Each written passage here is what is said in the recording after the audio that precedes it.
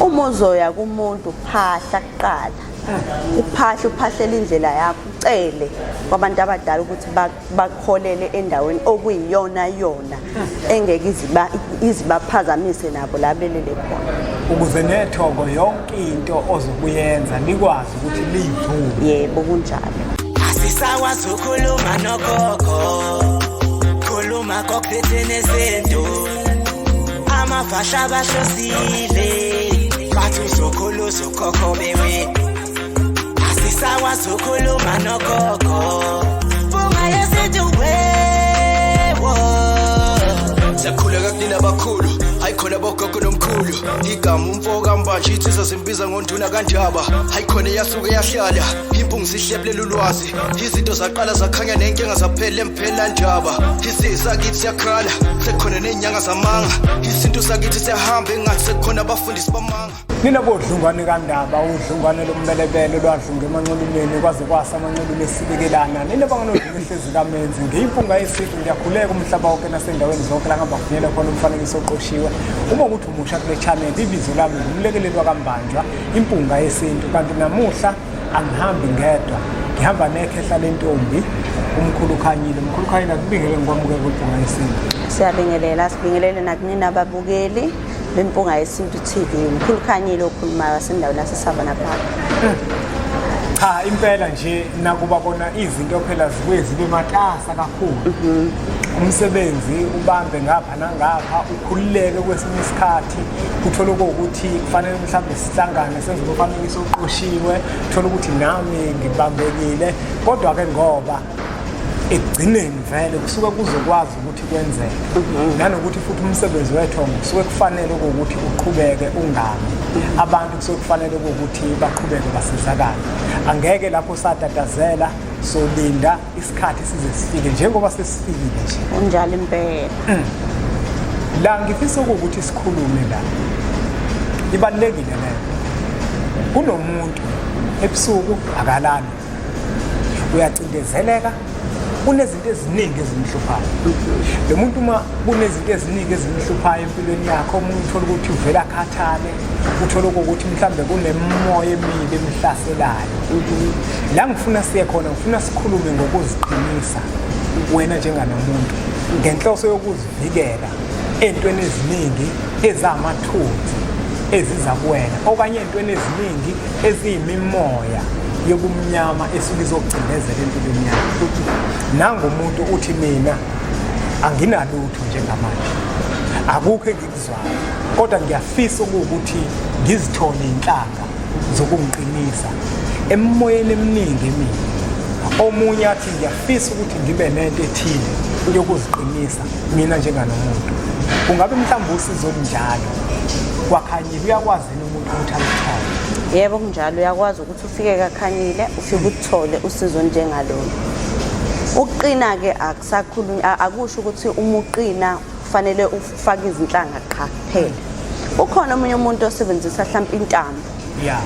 Mhlawumbe afake intambo, leyo ntambo ezomvikela ezithenini ezintweni eziningi. Leyo ntambo sithi mesithaka noma siyenza ebese siyayikhulekela sicela ukuthi ayibe sivikelo phezulu isimo sempilo yakho. Laba bathi abayithanda inhlanga. Mase kuba khona la kufanele khona ukuthi ufake izinhlanga ukuze uzokwazi ukuthi uvikeleke emoyeni eminingi ehamba ikuphazamise wona njengomuntu.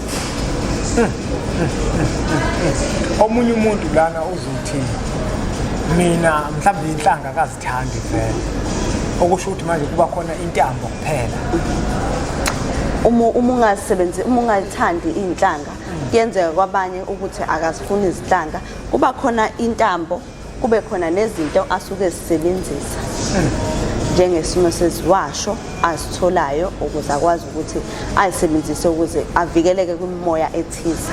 Omunye la mkhulu Khanyile uzothi mina angithandi ukuthi ngicace, angithandi ukuthi mhlambe kube khona into engiyifakayo kumina, kodwa mangike endlini yami okanye ekhaya kukhona imimoya eminingi engihlaselayo. Ngiyakwazi mhlawumbe ukuthi ngithole enye into engizoyisebenzisa endaweni engihlala kuyona noma engizoyisebenzisa egcekeni lasekhaya.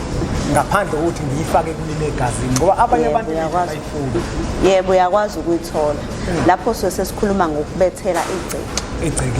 egcekeni la ngoba phela vele ekhaya akufanele kube yikhaya elintekenteke la khona yonke imoya ifika ithola indawo yokuphumula Izodlala imifika khona ekhaya vele kubalekile ukuthi nibethele egcekeni nibe nento enizokwazi ukuthi nithi lento isivikelo sala phakathi egcekeni emagcekeni akusibanibani noma emagcekeni akukhanyile kubalekile ukuthi nibethele egcekeni ukuze imoya noma kwabantu abazama nokuganga phakathi kwekhaya bangakwazi ukuthi bagcine sebeganga phakathi kwekhaya. Omunye umuntu uzothi leyo nto mhlambe sabe sibethele ngayo ngeke yini kusasa kube khona ubungozi obuthile ukuthi igcine mhlambe sisicekela phansi impilo zethu. Ukuthi into ekufanele siyenzeke ukuze ubethele kufanele kuqale hambe emsamo uqala uyobika ukuthi emagcekeni akosibanibani ngizobe ngenza ukuthi ngizobe kufika usibanibani ezongisiza ukubethela ukuze lento ezobe siyenza kube isivikelo phakathi komndeni nethongo lihambisane nayo ebese yafika umkhulu Khanyile okanye omunye ozobe umtholile afika kubethelele egcekeni leyo nto ukuze wazi nokwamukeleka emathongweni asuke ngibethe.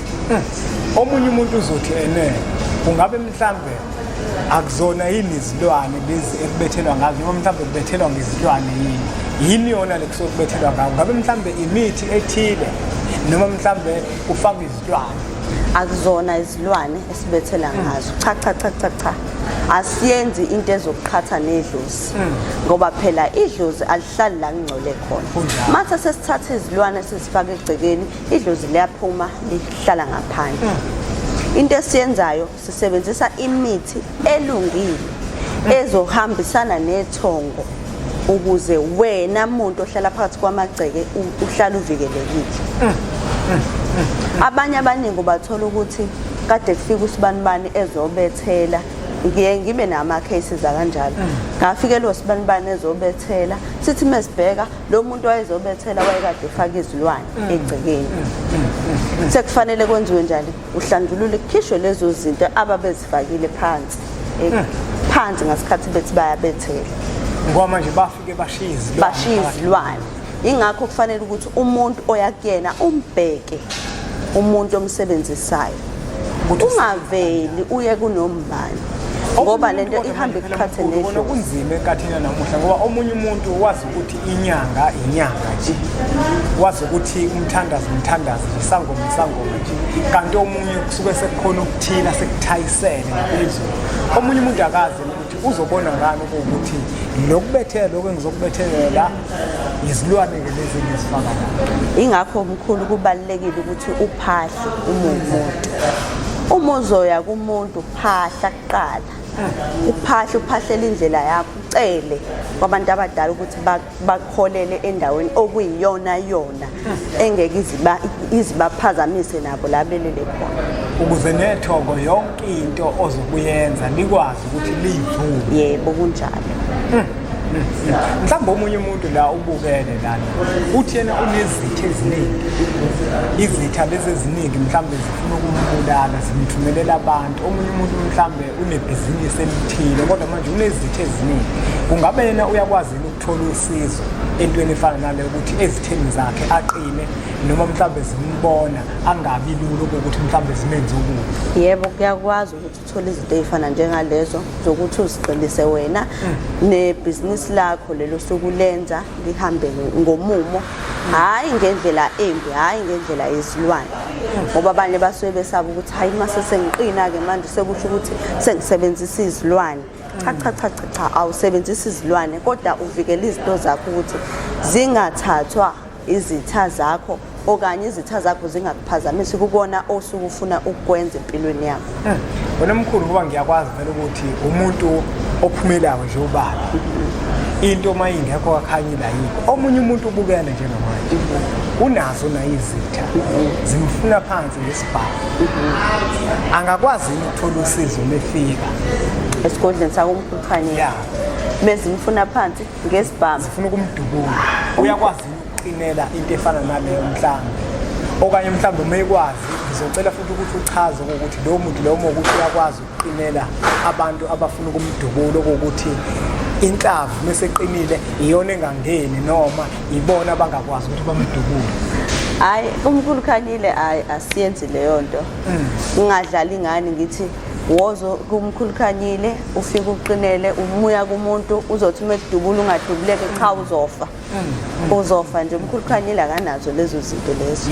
Umkhulu Khanyile unezinto zokukusiza nje ukuthi uvikeleke kumoya emibi.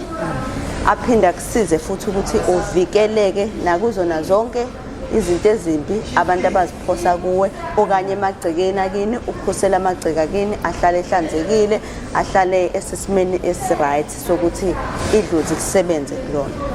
Ngamafuphi ukuthi zonke izinto ezobuthakathi abantu abazenzayo kuwena uyakwazi ukuthi lo muntu lo umlekelele ekutheni yonke leyo moya ikwazi ukuthi ivikeleke kodwa umuntu ofika kuwena efuna ukuzogwaza awukwazi ukwenza. Angikwazi ukwenza lokho.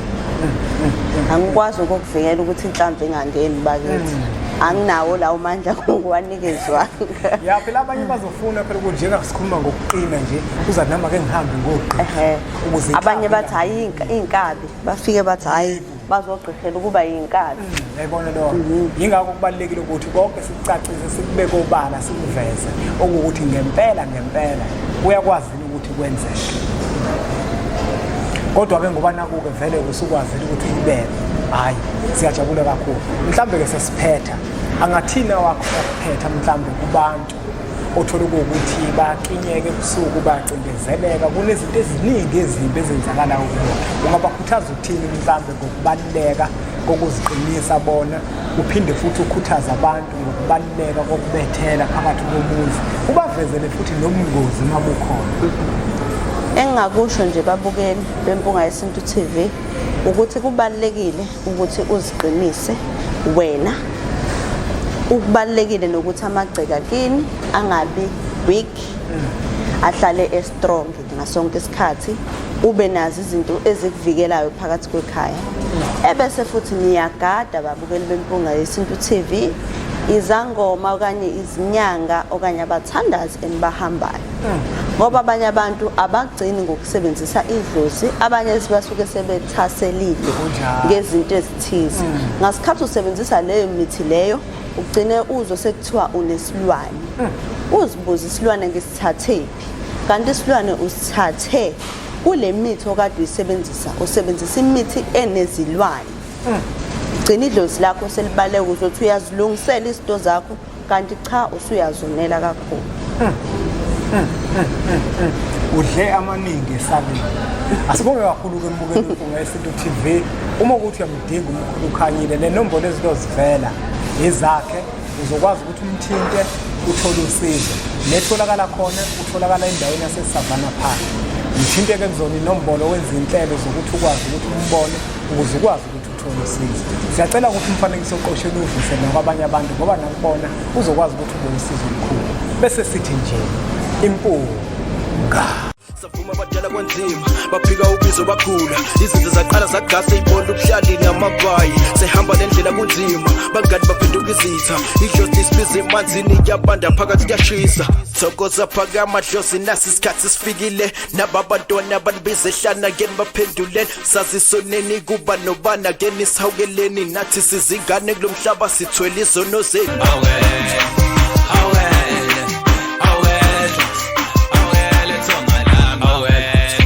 Bogogo nani bomkhulu ngiyazi namaphupho ngami asibaqulela amahubo manje lapho umhlaba ngami abangani sebejikile naba edinkinga zami Dlozi ngiphethe wena ngiyazi ngiyabafane nami asibahube batatazela sibayeke baxhamazela ungalingi ubathethelele